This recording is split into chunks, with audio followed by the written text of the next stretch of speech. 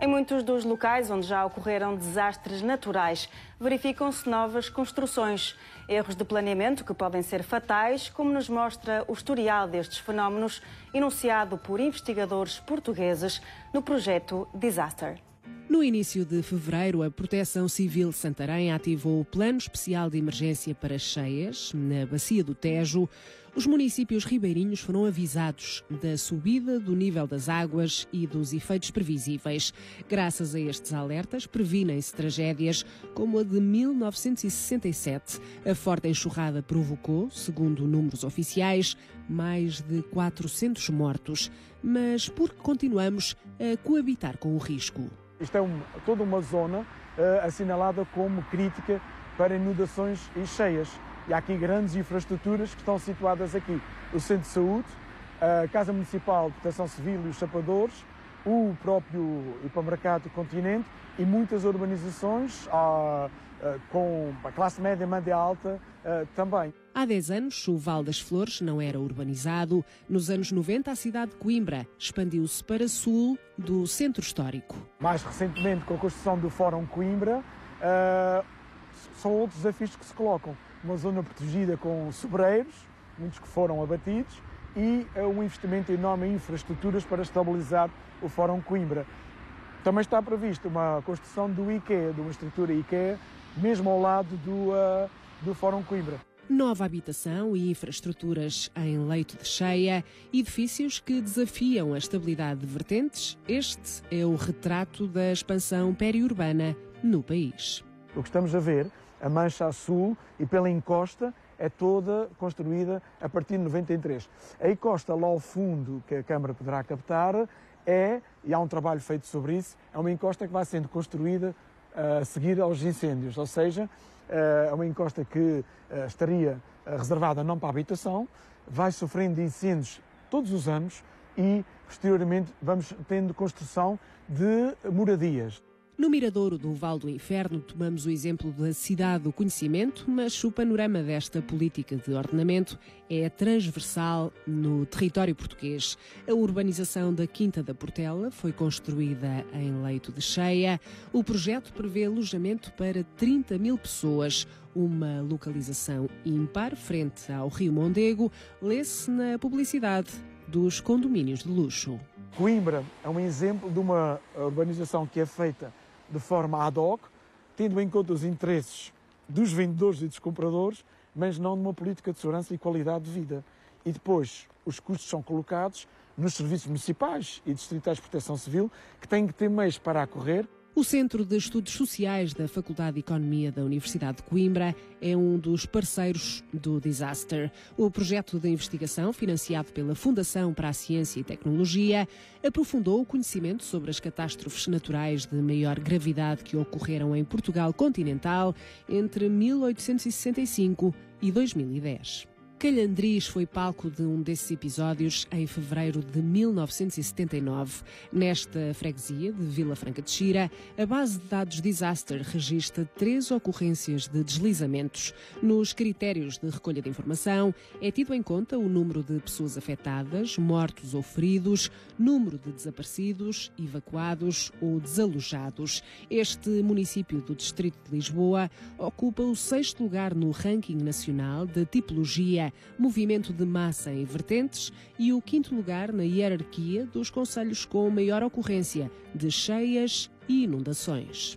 Como é que é possível que se continue a licenciar construção aqui dentro do deslizamento, assumindo que as casas de construção mais recente que se vêem cá que não são piratas, ou seja, que são casas licenciadas. Portanto, há sempre alguma incerteza relativamente à localização dos próximos deslizamentos, como é evidente, mas há uma questão que qualquer pessoa que trabalha em estabilidade de vertentes sabe e conhece, e que o bom senso, quando prevalece, assim o indica também, é que em áreas onde já partiu e onde já se deslizou, a probabilidade de tornar a deslizar é grande.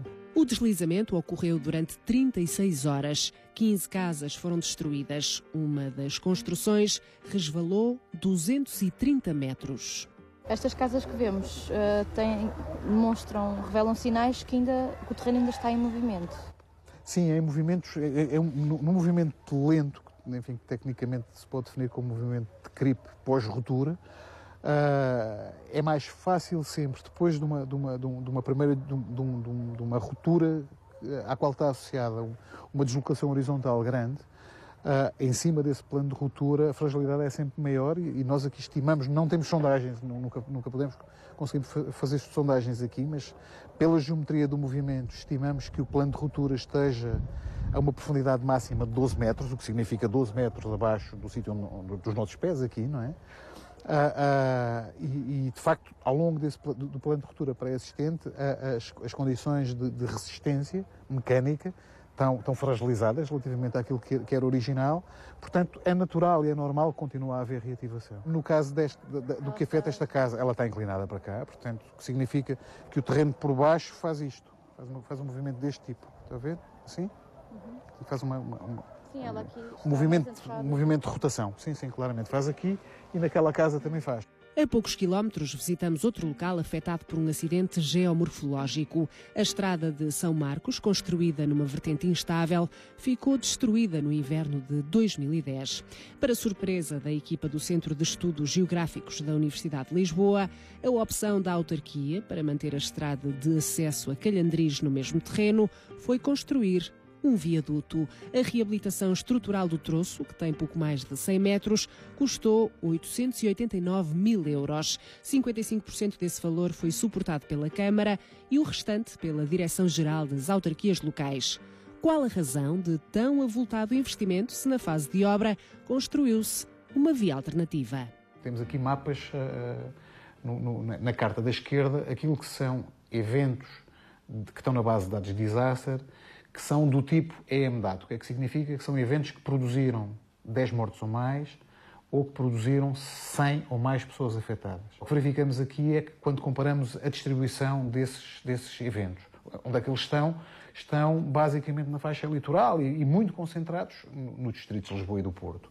Isto é, quando comparamos isso com a densidade populacional no país, o grau de similitude é muito grande. Embora tenhamos condições naturais para a ocorrência e tenhamos processos naturais a funcionar, com cheias e com instabilidade de vertentes, um pouco em todo o país, mais no centro-norte do que no sul, o que verificamos é que as consequências estão sempre, ou quase sempre, associadas à exposição exagerada e, em alguns casos, desajustada. O projeto Disaster envolveu 26 cientistas e 4 instituições de investigação e ensino superior. Por este crivo passaram 11 periódicos e perto de 150 mil exemplares de jornais. O rastreio de 146 anos de notícias procurou colmatar a lacuna de informação sobre Portugal na base de dados internacional especializada em desastres naturais, EMDAT. A pesquisa revelou acontecimentos anteriores a 1967, até então desconhecidos.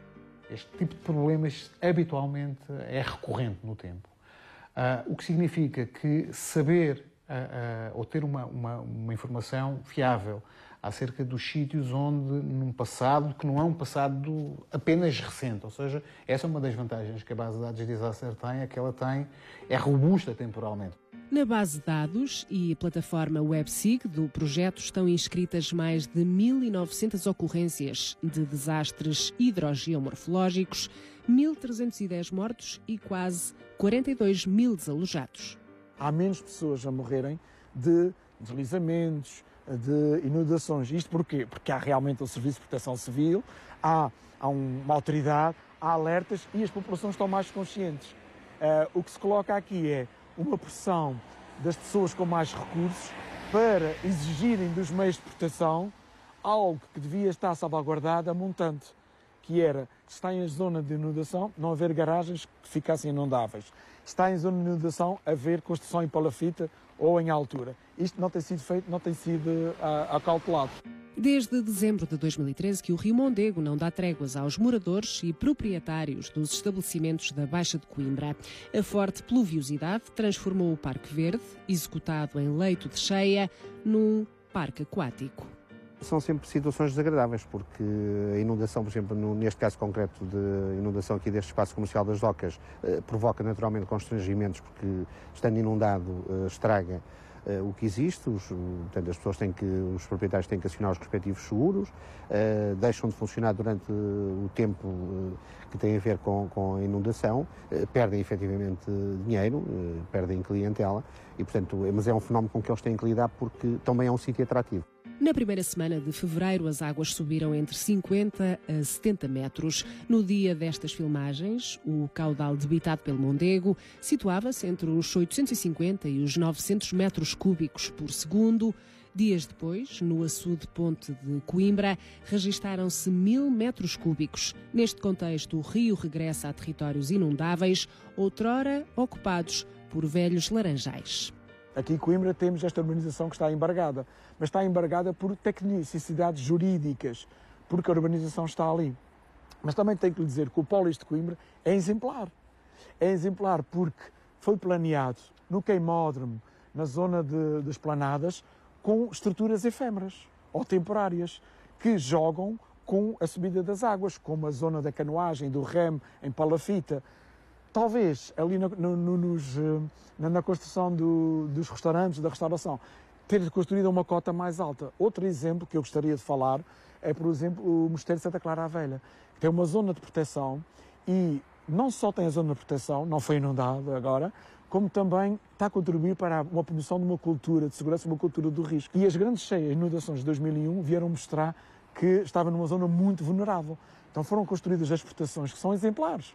São exemplares. E as pessoas que visitam aquela estrutura cultural vão ver no centro de interpretação como se convive com o risco. Na versão preliminar do Plano Especial de Emergência para Cheias e Inundações do Concelho de Coimbra, caracterizam-se linhas de água e riscos, como vemos nesta cartografia. Nas áreas inundáveis estão assinalados equipamentos de saúde, escolas e postos de abastecimento de combustível. Ontem e hoje, sendo um dia problemático, a nossa Companhia de Bombeiros Sapadores tem a preocupação, por indicação da Câmara Municipal, de trazer uma viatura no exterior que vai passando por estas zonas mais problemáticas, até para ir monitorizando. O plano de emergência municipal tem partes reservadas. Há partes reservadas. Nem todo o plano é de domínio público. A parte da vulnerabilidade social e da vulnerabilidade é reservada, porque é considerada sensível nos interesses imobiliários e na gestão das autárquicas. Eu pergunto, como cidadão, como cidadã, porque é que o plano há de ter partes reservadas? E isto, porque se é um plano de emergência municipal, e se as pessoas têm que tomar consciência, como é que se promove a consciência das pessoas com partes reservadas? Se no passado os desastres naturais afetavam sobretudo aqueles que tinham menos recursos, já no presente os acidentes hidrogeomorfológicos incidem sobre populações mais abastadas. Recorde-se o aluimento de terras, que ocorreu em abril de 2013 em Mesão Frio, no concelho de Guimarães. O incidente provocou a derrocada num complexo de vivendas de luxo. A terra abateu de uma altura de 20 metros e aluiu uma zona de garagens. A cartografia das ZAC, zonas iniciadas por cheias, ou a cartografia das áreas de instabilidade de vertentes. Estou a falar de duas peças que eu considero que são muito importantes para o ordenamento do território, porque quer umas, quer outras, fazem parte da Reserva Ecológica Nacional. E a Reserva Ecológica Nacional, no momento, é uma peça de ordenamento do território fundamental, porque é uma restrição de utilidade pública relevante, tem um conjunto de restrições importantes, nomeadamente no que diz respeito à urbanização, ou há restrições à urbanização dentro destas áreas, e no caso concreto da instabilidade de vertentes, ela deve ser feita à escala municipal, sustentada por bons inventários de instabilidade de vertentes. Os programas de interesse nacional estão a desindexar de zona de risco muitas zonas no país e que exercem uma grande pressão sobre a forma como se vai gerir. Agora, depois, temos um custo que é a forma como os meios são usados, que são escassos, em situações de risco. Porque agora são só danos materiais, mas numa situação mais extrema, que obriga ao desalojamento, etc., vai implicar outros recursos que obrigam a uma responsabilização. Mas isto tem que ser enfrentado pelas autarquias. As autarquias têm que ter nos seus planos de atuação que responsabilizem as pessoas nas zonas onde estão. O novo regime jurídico das políticas de ordenamento do território e proteção civil impõe aos municípios a elaboração de mapas de suscetibilidade aos movimentos de vertente. É um mapa que tem 5 classes de suscetibilidade, nós sabemos onde estão, espacialmente, e sabemos qual é a capacidade preditiva validada que lhe está associada. E nós sabemos, por exemplo, aqui, é que na primeira classe de suscetibilidade que temos aqui, que é o vermelho mais forte, que representa cerca de 7% da totalidade deste território, sabemos, com validação científica, que 41% dos próximos deslizamentos vão ocorrer aqui. O gestor deste território, se considerar que o tipo de processo com que estamos a trabalhar é suficientemente poderoso para gerar danos severos, e é, o que se passa é que, limitando o desenvolvimento, por exemplo, da urbanização nestes 7% do território, 41% do problema está resolvido. Atualmente, apenas Cascais e Alva Iázere integram a vulnerabilidade social nos planos de emergência municipais. Este indicador permite alocar meios para as populações com menos recursos perante episódios de catástrofe natural.